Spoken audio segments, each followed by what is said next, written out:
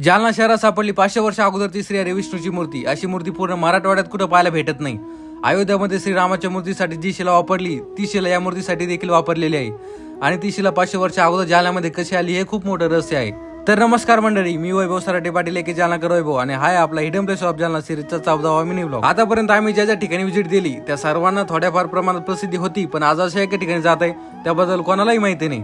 जुन्या जालन्यातील गांधी चमन पासून 100 ते 150 मीटर अंतरावरती कसबा या भागात हे ठिकाण आहे। याच ठिकाणी रंगनाथ महाराज यांचा जन्म झाला होता। जुन्या काळात या ठिकाणी खूप मोठा वाडा असावा, पण लोकांनी केलेल्या दुर्लक्षामुळे आजच्या अवस्था तुम्ही पाहू शकता। वरच्या भागात गणपती बाप्पाची प्राचीन मूर्ती, त्यानंतर आई जगदंबाची प्राचीन मूर्ती आणि रंगनाथ महाराज यांचा चरण पादुका देखील आहे। आणि खाली तळ घरात पहिलं मंदिर महादेवाचं आहे आणि मंदिराचे बांधकाम हेमाडपंथी शैलीसारखं दिसून येतं आणि हे खूप प्राचीन शिवलिंग आहे। आता वेळ होती ती मूर्ती पाहण्याची, ज्या मूर्तीचा फक्त एक फोटो पाहून माझी एक्साइटमेंट खूप जास्त वाढली होती। खाली जाण्याचा रस्ता असा आहे की एका वेळेस एकच माणूस खाली जाऊ शकतो किंवा वरती येऊ शकतो आणि ही आहे श्री हरी विष्णूची मूर्ती। घ्या दर्शन।